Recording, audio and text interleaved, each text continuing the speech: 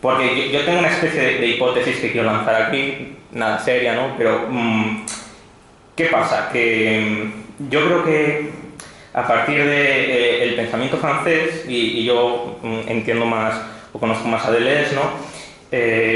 ¿Por qué parece que, bueno, yo no sabía decir si la violencia de género, algunos estudios, bueno, no sé si estudios, pero algunas noticias, ¿no? Apuntan que la violencia de género se está recrudeciendo incluso entre los adolescentes, gracias, pues, por ejemplo, al WhatsApp, ¿no? Que te permite controlar más los movimientos de... entonces, ¿cómo puedo interpretar esta especie de reacción, ¿no? O este recrudecimiento?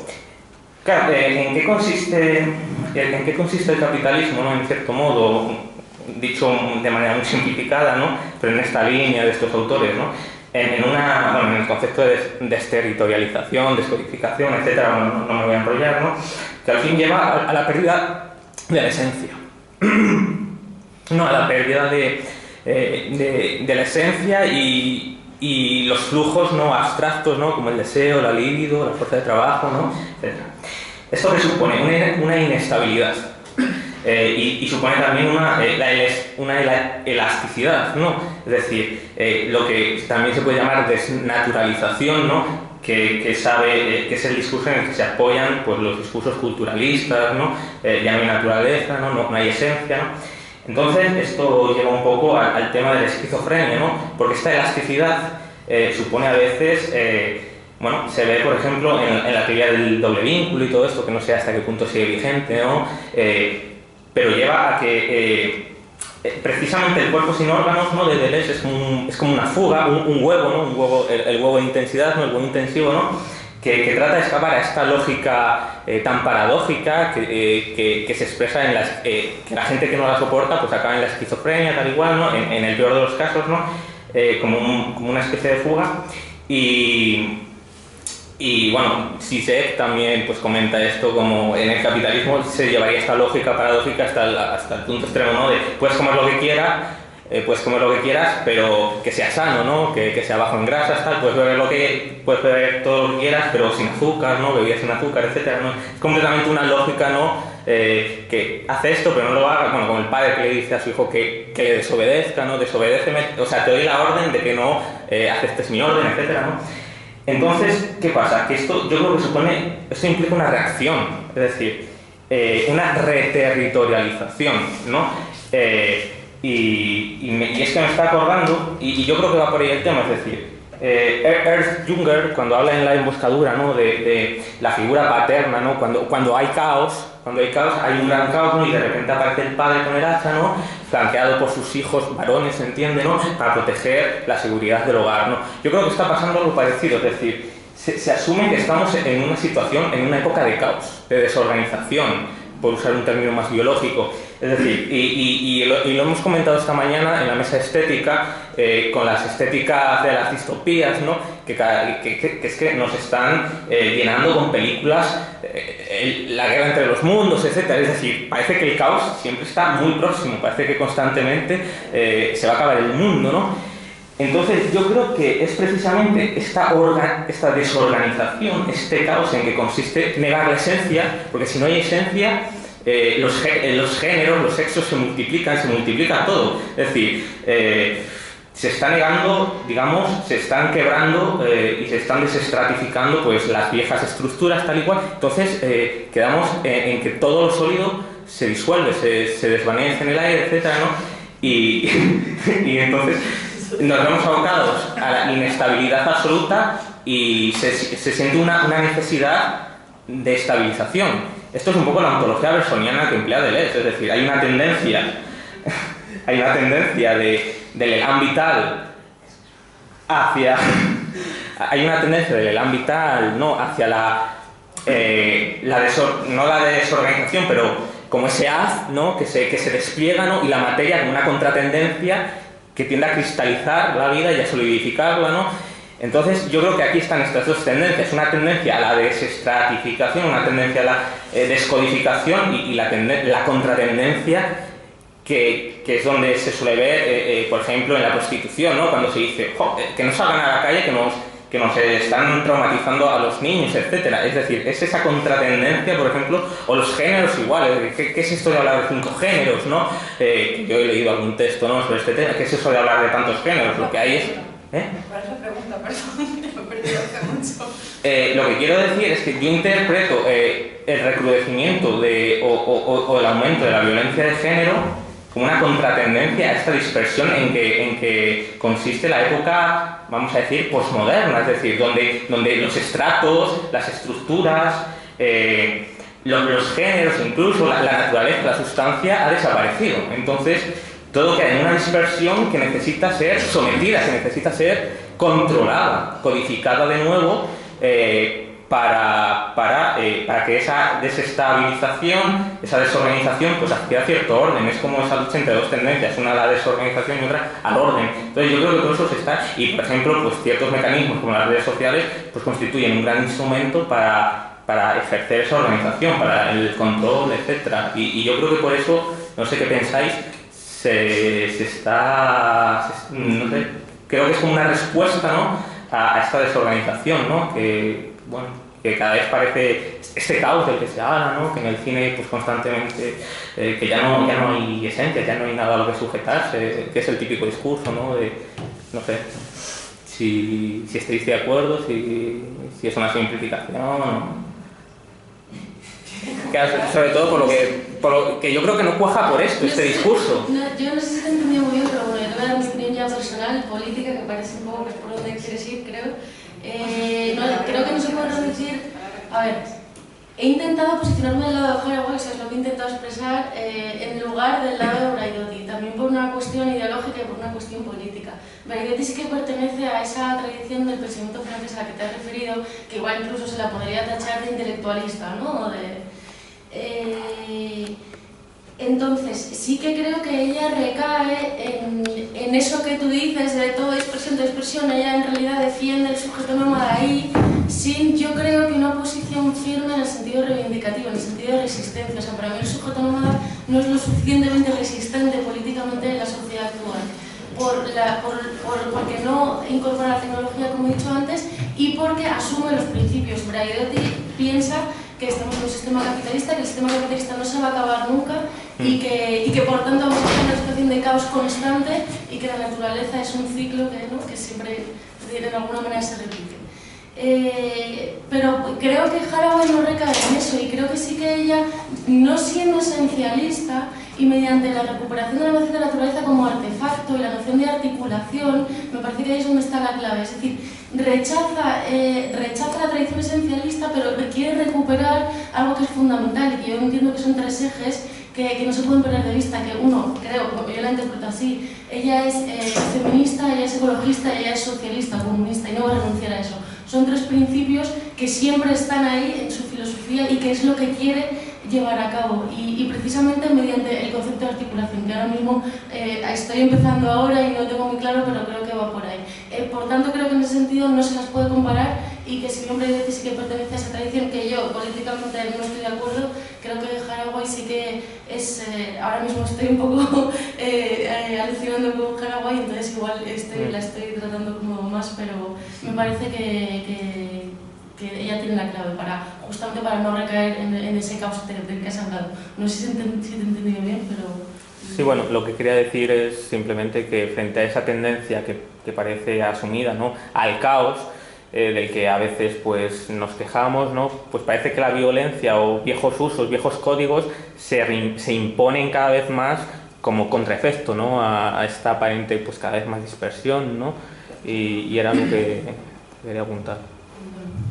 Bueno, la intuición, no sé, a ver, yo soy muy poca amiga de las explicaciones que reducen las cosas a una causa, entonces no sé tampoco si es por contacto ahora extremo con sociólogas y trabajadoras sociales. El caso es que yo creo que es algo más sencillo. Cuando el feminismo se instala en instituciones, empiezan a crearse políticas de igualdad, cuando se empieza una y otra vez el discurso de tenéis que revisar vuestros privilegios, el síntoma esperado es el posmachismo, lo que hace es volver a intensificarse. Entonces, no sé si estoy diciendo algo que tenga mucho sentido. Lo que quiero decirte es, mira, la palabra feminismo comenzó como un insulto.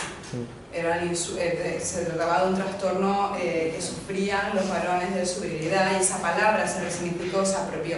Y cuando el feminismo ha llegado a ciertas cuotas de poder en instituciones y demás, hace falta otro nuevo insulto, hace falta otra nueva reacción. Entonces, el feminismo empieza a ser políticamente correcto, pero luego ahora tenemos la esfera, bueno, las feminazis, las empiristas, etcétera, etcétera. Es una reacción, sí, puede ser a la dispersión. Yo creo que más bien tiene que ver con que empiezan a conseguir cuotas de poder y entonces, no sé si tiene mucho sentido, muy filosófica no es desde luego mi respuesta, pero si quieres...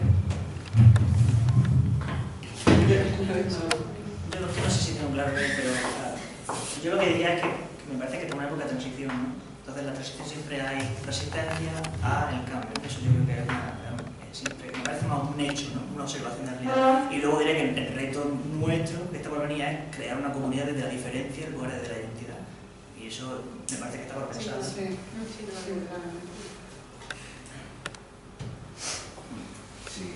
Sí, no tenéis mucha hambre o algo así. Sí. No esperáis.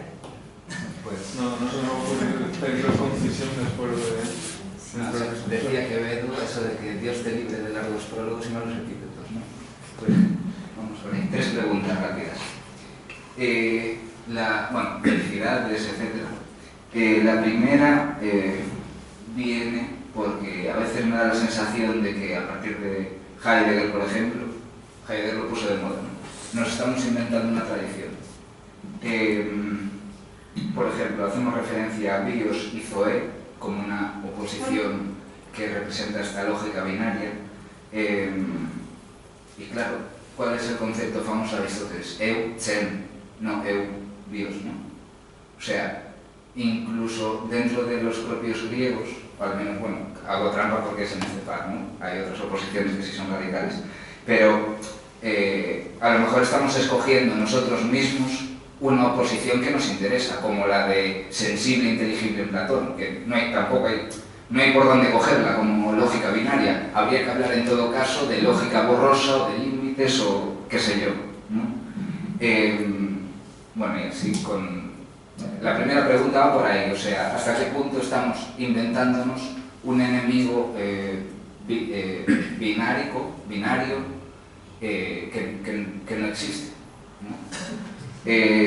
Segunda, tiene que ver bastante, y Cristina Bernabeu hizo mención a este problema de éxito de la academia. Esto es un poco una reflexión, ¿no? Me da la sensación de que esta falta de éxito del discurso tiene que ver con que el discurso propiamente no puede salir de la universidad, y el fantasma al que me quiero referir yo ahora es Lacan, ¿no?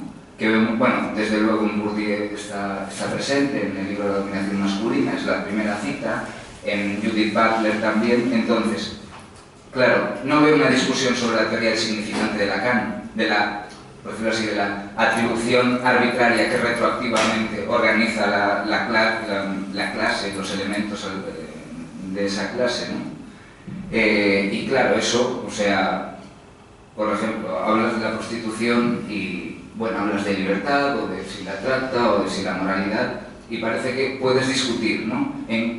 Parece más difícil discutir con la cultura mundana, digamos, cuando empiezas a hablar de, pues, toda la teoría de Lacan, claro. Y en todo caso esa teoría hay que demostrarla, cosa que, pues yo no he visto, porque es muy difícil de probar.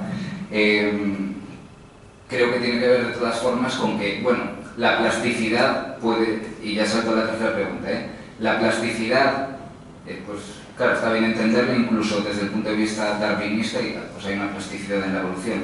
Sin embargo, claro, esa plasticidad no es gratuita, ¿no? Una vez se incorporan determinadas mutaciones al cuerpo, por ejemplo, claro, no puedes estar modificándolo todo el rato de manera que transformes las especies. Y con los conceptos lo mismo, o sea, tú no puedes resignificar gratuitamente los conceptos, de manera que, el caso de, por ejemplo, de Laclau, ¿no? Democracia significa algo para los liberales, y cogemos ese mismo significado, o sea, ese mismo contenido, y lo trasladamos a otro, pues, a otro dominio de significado. Claro, pero yo no puedo llamar democracia, yo qué sé, pues no sé, al trato democrático o algo así, eso ya es una metáfora, ¿no?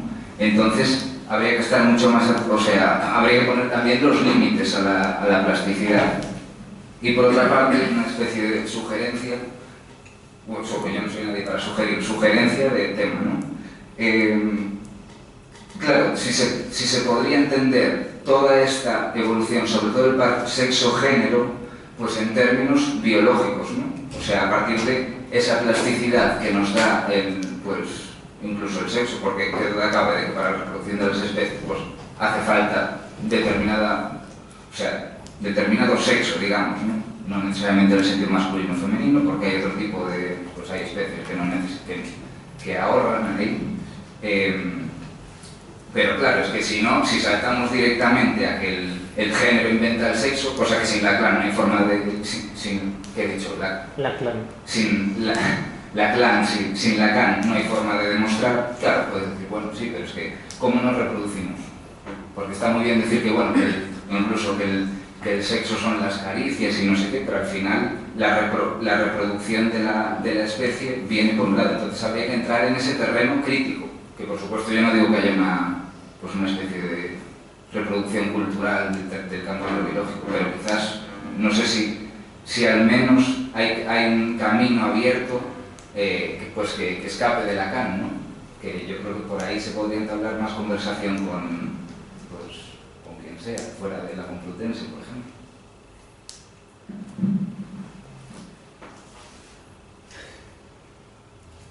¿Nadie más quiere intervenir?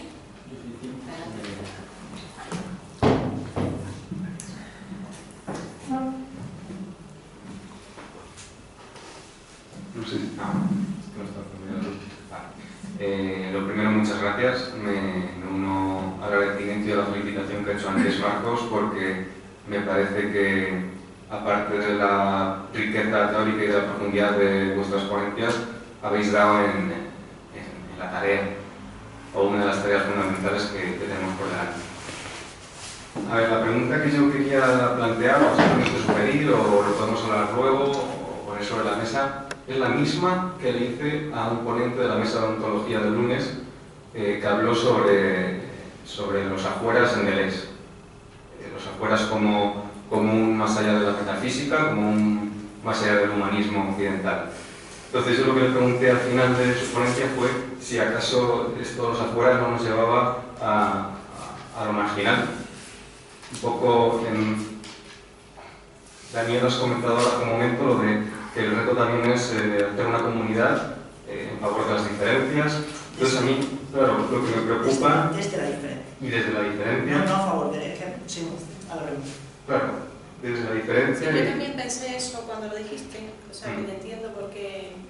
Pero luego me di cuenta que efectivamente te referías a una aceptación, ¿no?, de la diferencia.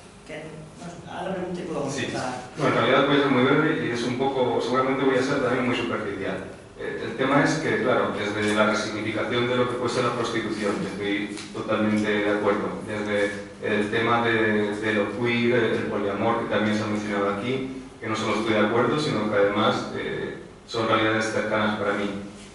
Vale, está muy bien, pero el problema es cómo trabajamos ahí desde los márgenes, porque en ese sentido nos queda otra. Al final, por desgracia, se trata de colectivos pequeños, en el que precisamente nos necesitamos como colectivo, no son posiciones que podamos defender individualmente. Y entonces, siendo comunidades pequeñas, ¿cómo trabajamos desde el margen? Para no quedar al final perdidos en la marginalidad, que yo creo que es una de las peores cosas que nos puede pasar. Claro, también esto pensado geográficamente. En un país como España no es lo mismo esto en Madrid o en Barcelona o en grandes ciudades, que a lo mejor pensar en pequeñas ciudades. Yo alguna vez he hablado de estas cosas pues, en la vieja Castilla. Entonces, pues bueno, hablar de estos temas en Salamanca o en Burgos, que es lo que a mí me ha ocurrido, pues la gente tenía extraño, en fin. ¿Qué pasaría ahí con el elemento marginal? Y disculpad la superficialidad, pero mejor. Gracias. Bueno, yo por la pregunta que me hacías, la frase que he dicho es que creo, es una opinión, que nuestro reto es construir una idea de comunidad desde la diferencia, obviamente a favor de la diferencia, pero desde la diferencia porque creo que es un hecho que existe la diferencia y también creo que es un hecho que no podemos disolver la sociedad, ¿no? Entonces, ahí, en esa tarea, dado que no hay una sustancia, no hay una entidad, no hay una idea de lo político clara, sino que lo político está en disputa, los conceptos están en disputa, la identidad está en disputa, como eso está en disputa, en esa disputa tenemos que saber articular algo, ¿no? Que ya no puede ser una base universal, antropológica, idealizada de la experiencia del hombre occidental, hombre, no ser humano, hombre occidental durante 2000 años. Entonces, es un reto y está por pensar, y creo que aquí podemos dar esbozos, podemos tener esa respuesta nosotros, porque sería muy presuntuoso, ¿no? Y luego la otra idea que dicen de los márgenes, límites, identidades periféricas, yo, por lo menos como yo lo he intentado exponer, no es tanto quedarse ahí, sino trabajar eso para resignificar toda la otra parte, que es la totalidad, que es el grueso, que es, ¿no? Su sola presencia, o esos márgenes nos permiten desde ahí pensar, ¿no?, el resto de todos los conceptos de identidad, de la sociedad, etc., ¿no? Pero haciéndolas visibles, no dejándolas en el margen. Si nos quedamos sobre el margen, también excluimos toda una cantidad de identidades que están ahí. Entonces, un poco trabajar en eso, ¿no?, que es complicado. Yo creo que sí, que es nuestro reto, pues también. Y yo sí, sí, yo estoy de acuerdo con que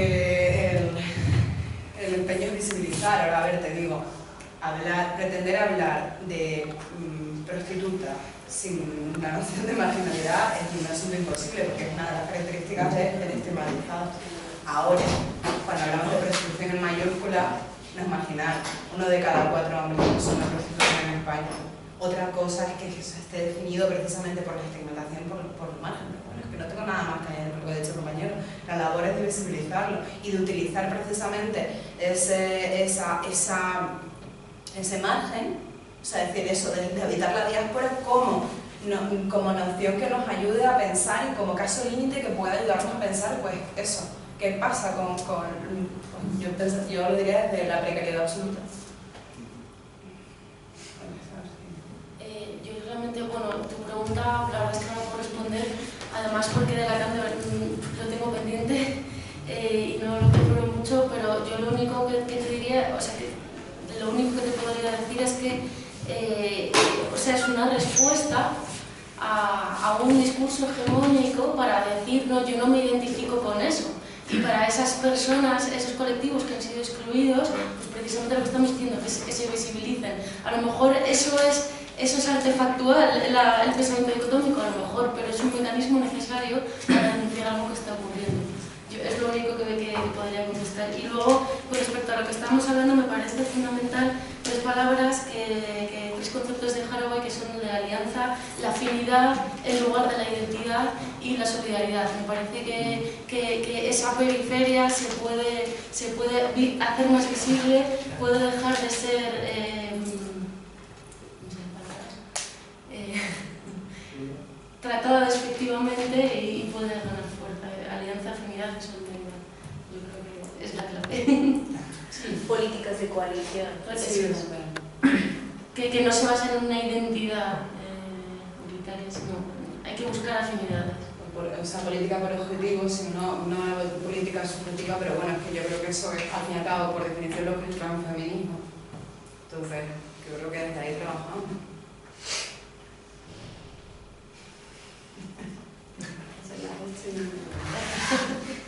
Bueno, pues si nadie tiene nada más que comentar, a mí me gustaría ser presidente de esta mesa. Como no me conocen, me presento de forma muy sintética. Yo tengo una trayectoria y una formación muy del idealismo alemán y del romanticismo. Ese es mi núcleo de pensamiento y de investigación. Me define casi como persona, porque lo comencé desde muy temprana edad, muy tempranita. Y me ha aportado mucho en mi vida, me sigue aportando y sigo aprendiendo muchísimo de ello. Y lo principal que me ha enseñado esas escuelas de pensamiento, esas épocas de revolución tan fuertes que fueron, de cómo pensar al hombre, es sobre todo, y es en algo en lo que quiero sintetizar, porque precisamente como me siento tan identificada con eso, siempre tiendo a buscar una línea común en todos los planteamientos. Es que mi propuesta, ante todas vuestras opiniones y estas 4 magníficas ponencias, no tengo otra palabra para definirlas, es que la única forma de pensar, a mi juicio, y de entender al hombre, es entender que todo lo que nos rodea es básicamente un artefacto. El hombre es básicamente naturaleza. Y cuando el hombre se identifica con la naturaleza, desaparecen muchos conflictos. ¿Por qué? Porque desaparecen las diferencias de género, desaparecen las clases sociales, desaparecen las diferencias que pueden generar todo tipo de conflictos. Si a menudo, en el día a día, seríamos capaces de recordar que no somos otra cosa que una extensión de la naturaleza, tanto para bien como para mal, lo primero es que valoraríamos muchísimo más nuestra vida. Eso es lo primero. Lo segundo, nos querríamos a nosotros mismos muchísimo más de lo que nos queremos, que la mitad de las veces no nos queremos a nosotros mismos. Y en tercer lugar, aprenderíamos mucho más de cómo tratar al otro. Campo en el que yo me muevo profundamente. Cómo tratar al otro.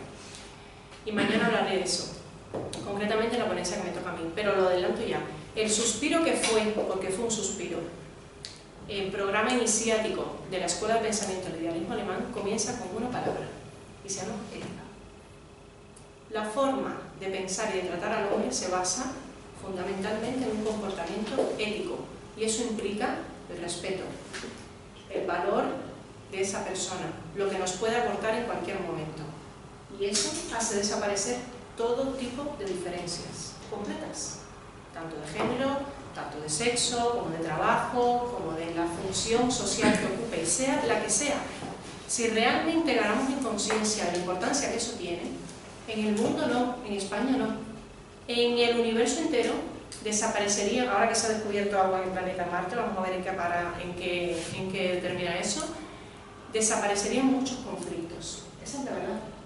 Ese es mi juicio de finalización de esta mesa, y que me encantaría que todos reflexionásemos sobre ello, sobre todo en un momento tan complejo como el que estamos atravesando en España. Se avecina un cambio muy fuerte para este país y hay que estar preparado para tener la cabeza muy bien preparada y una mente muy abierta a nuevas perspectivas. Me han encantado las 4 ponencias, me parecen muy fructíferas, y sobre todo me gustaría que lo que nos quedara en el fondo después de estos 4 líneas de planteamiento es que somos personas por encima de cualquier cosa. Y la única forma de tratar al hombre de verdad es esa, no hay otra. Todo lo que nos rodea lo hemos hecho nosotros mismos. O sea, ¿hasta dónde puede ser grande el hombre que puede hacer todo esto? Todo esto ha sido construido por la mano del hombre. Y en el momento que somos capaces de vernos así, nos querríamos muchísimo más, nos valoraríamos mucho más, tanto a nivel personal como a nivel colectivo. Esa es mi conclusión.